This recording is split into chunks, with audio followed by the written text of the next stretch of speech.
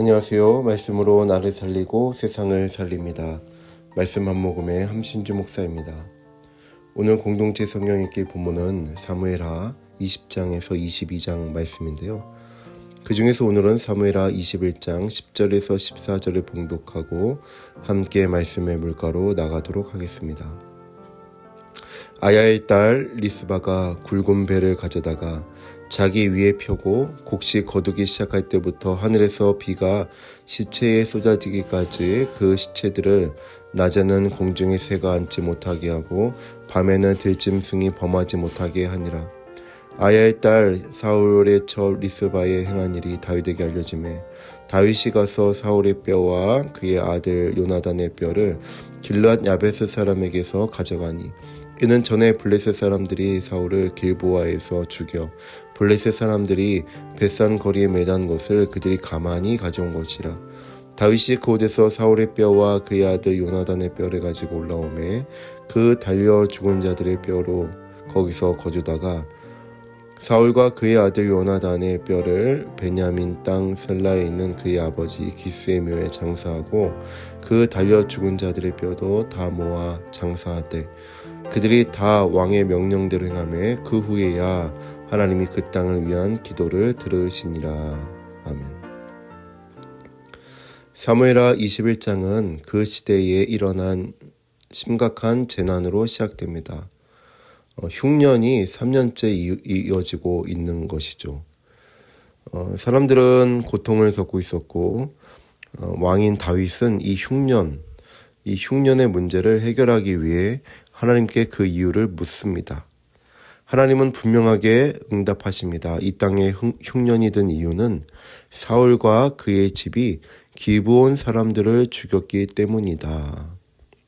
이미 사울은 죽었지만 그의 죄는 여전히 이스라엘 땅을 덮고 있었던 것입니다.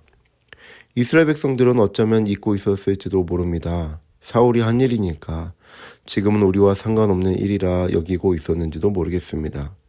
그러나 하나님은 잊지 않으셨습니다. 하나님은 지금도 죄를 덮지 않으시고 정의와 공의를 세우시는 분이십니다. 그분의 눈에는 시간이 지나도 해결되지 않은 죄는 그 백성의 삶에 계속해서 영향을 미치는 무게로 남아 있습니다. 사울의 죄에 대한 책임은 기브온 사람들과의 합의를 통해 사울의 자손 7명이 처형되는 것으로 마무리됩니다. 그들의 시신은 장사되지 못한 채 들판에 그대로 매달려 있었고 그것은 그 시대의 관습에 의해서 극심한 수치와 고통을 의미했습니다. 바로 그 자리에서 한 여인이 등장합니다. 그의 이름은 리스바였습니다. 사울의 첩이었고 그 처형당한 두 아들의 어머니였습니다. 자신이 선택한 삶이 아니었고 자신이 지은 죄도 아니었습니다. 그러나 결과는 그녀의 삶을 뒤흔드는 슬픔과 함께 찾아왔습니다.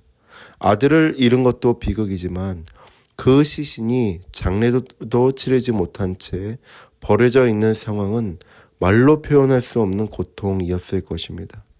리스바는 그저 울며 지나가지 않았습니다. 그녀는 굵은 베옷을 가져다가 바위 위에 깔고 그 시신 곁에 자리를 지켰습니다.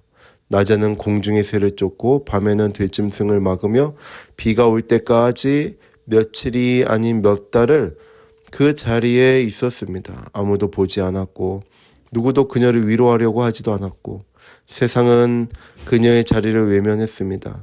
하지만 그녀는 절대 떠나지 않았습니다. 리스바는 누군가를 향해 소리치지도 않았고 다윗에게 간청도 하지 않았습니다. 그저 침묵으로, 기다림으로, 사랑으로, 그리고 기도로 그 자리를 지켰습니다. 그녀의 모습은 그 어떤 외침보다도 강력했습니다. 결국 다윗이 그녀의 이야기를 듣게 되었고 그는 사울과 요나단의 유해를 수습하며 리스바의 아들들과 함께 정식으로 장례를 치러줍니다. 그리고 그 일이 있은 후에야 성경은 우리들에게 이렇게 증언하고 있습니다. 사무엘하 21장 14절인데요. 그 후에야 하나님이 그 땅을 위한 기도를 들으시니라. 여러분, 이 짧은 구절 속에는 무엇이 담겨져 있어요? 하나님의 마음이 담겨 있습니다. 하나님은 리스바의 고통을 외면하지 않으셨습니다. 세상이 침묵했지만 하나님은 침묵하지 않으셨습니다. 한 여인의 이름 없는 기도가 묵묵히 지킨 그 기다림이 민족의 하늘을 다시 열고 메마른 땅에 비가 내리는 하나님의 응답을 불러온 것입니다. 우리는 이 장면을 통해 기도의 본질을 다시 깨닫게 됩니다. 여러분, 기도는 말이 많고 적음이 아닙니다. 소리를 크게 내고 소리를 작게 내는 것이 아닙니다. 기도는 얼마나 오래 앉아 있었는가, 어떤 목소리를 외쳤는가 라기보다 하나님 앞에서 어떤 태도로 기다리고 그리고 그 기다림을 포기하지 않았는가, 그것이 더 중요합니다.